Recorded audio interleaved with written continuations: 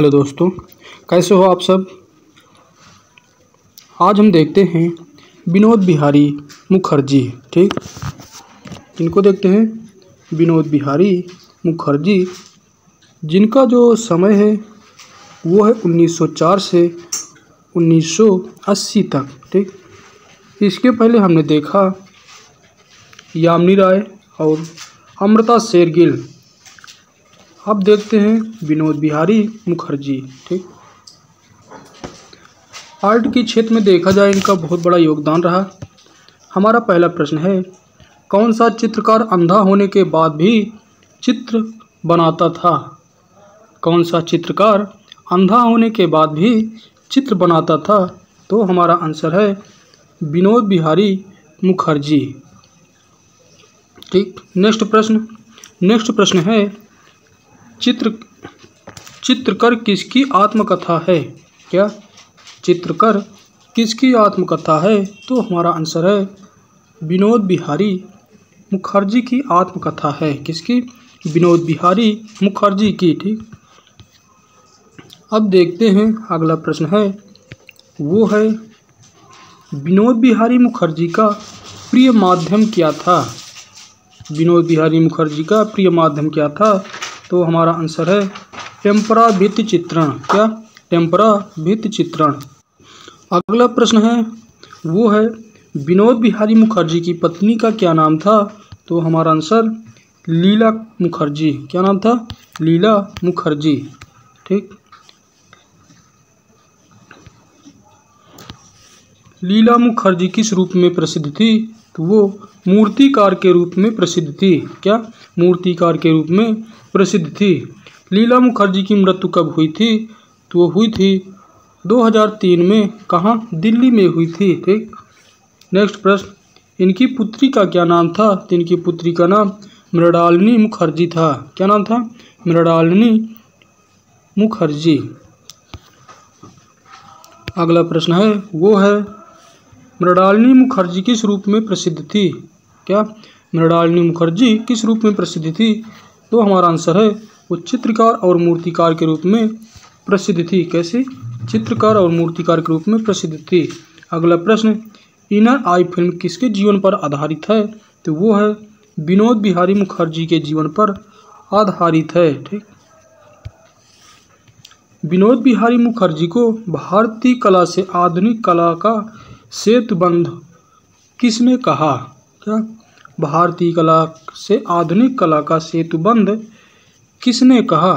तो हमारा आंसर जया अप्पा स्वामी ने कहा था। ठीक, अब देखते हैं अगला प्रश्न है, वो है टी लवर नेपाली दृश्यांकन किसका है। तो वो है विनोद बिहारी मुखर्जी का। किसका? विनोद बिहारी मुखर्जी का। ठीक, शांति निकेतन के कला भवन की स्थापना कब हुई। तो वो हुई थी 1919 ईस्वी में। ठीक, अब हम देखते हैं अगले कलाकार जो हैं वो हैं रामकिंकर बैज। ठीक, रामकिंकर बैज, इनका जो समय है 1906 से 1980 तक माना जाता है। ठीक, रामकिंकर बैज किस रूप में प्रसिद्ध हैं। तो वो एक मूर्तिकार के रूप में प्रसिद्ध हैं और ये चित्रकार भी हैं। ठीक, रामकिंकर बैज को उनके शिष्य केजी सुब्रमण्यम ने क्या नाम दिया। तो खेपा बाउल नाम दिया था। ठीक, बहुचर्चित संथाल परिवार यानी कि आदिवासी परिवार मूर्ति शिल्प किसने बनाया। क्या? बहुचर्चित संथाल परिवार मूर्ति शिल्प किसने बनाया। तो रामकिंकर बैज ने ही बनाया था। ठीक, नेक्स्ट, संथाल परिवार की पूर्ति समय कहाँ है। संथाल परिवार की मूर्ति इस समय कहाँ है। तो वो है कलकत्ता के शांति निकेतन में। कहाँ? कलकत्ता के शांति निकेतन में है। ठीक, अब देखते हैं अगला जो प्रश्न है, वो है ये मूर्ति कब बनाई गई। तो 1938 में बनाई गई थी। ठीक, राम किंकर बैज क्या बनाने में दक्ष थे? तो वो व्यक्ति चित्र बनाने में दक्ष थे, निपुण थे। ठीक, अगला प्रश्न जो है, कौन सा चित्रकार था जो पेंट किए हुए कैनवास को पुनः पेंट करता था? तो राम किंकर बैज थे, क्योंकि वे एक गरीब चित्रकार थे। ठीक, अब देखते हैं कि सुजाता सरीखे और यक्ष याक्षिणी मूर्ति की लंबाई क्या है? किसकी?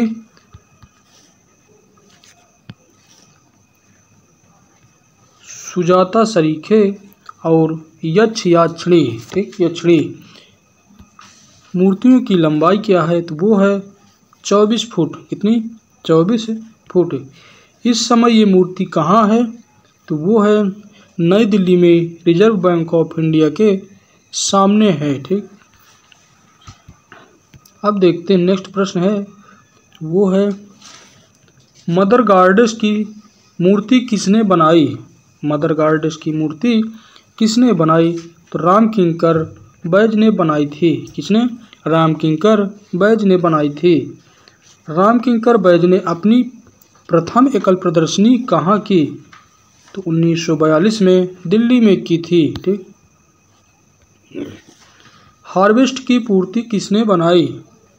हार्वेस्ट की मूर्ति किसने बनाई? मूर्ति, ठीक, तो बनाई थी हार्वेस्ट की मूर्ति को राम किंकर बैज ने बनाई थी। ठीक, अब अगले चित्रकार देखते हैं, बलबीर सिंह कट्ट 1939। ठीक, भारत में पत्थर को तराश कर सबसे विशालतम मूर्ति बनाने के लिए कौन प्रसिद्ध थे?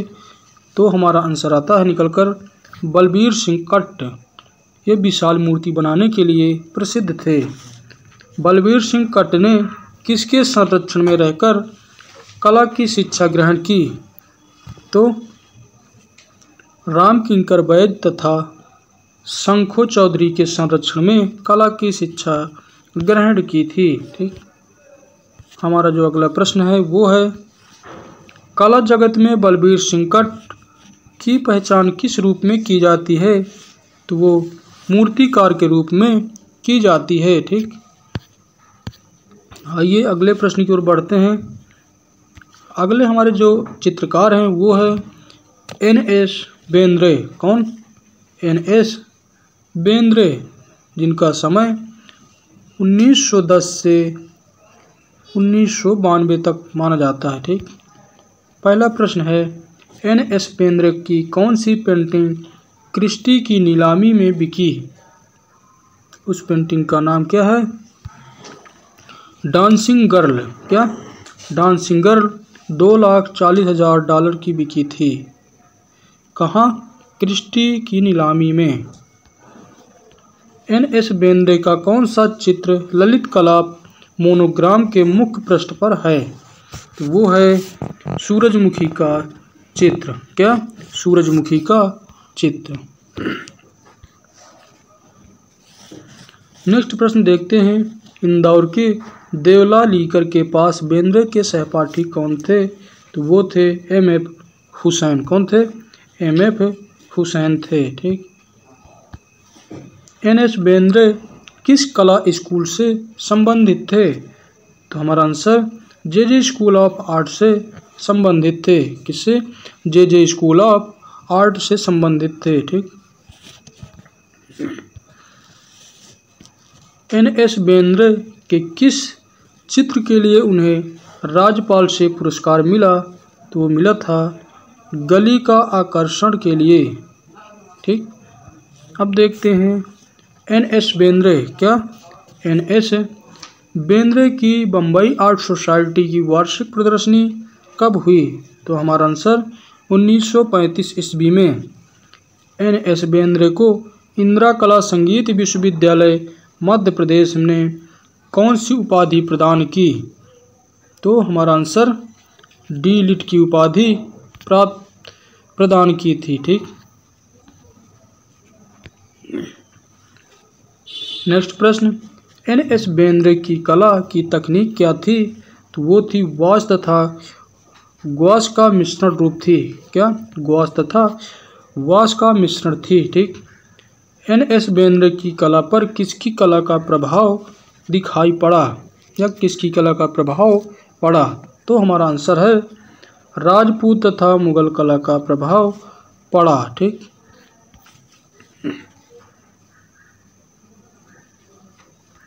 नेक्स्ट प्रश्न देखते हैं। जो हमारा नेक्स्ट प्रश्न है वो है एन.एस. बेंद्रे कैसे कलाकार के रूप में जाने जाते थे?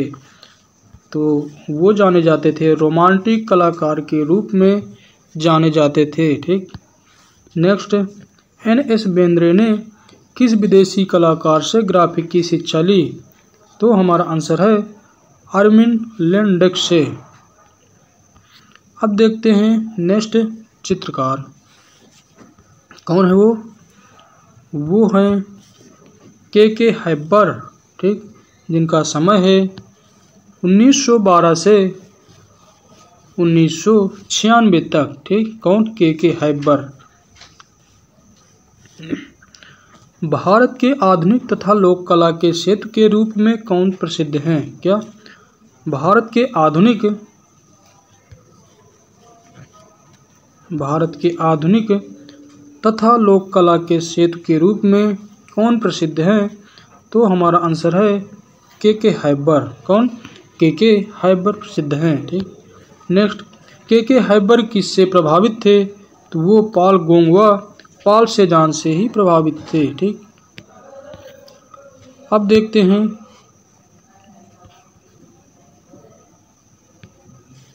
के हैबर की अंतिम दिनों की शैली कैसी थी? क्या?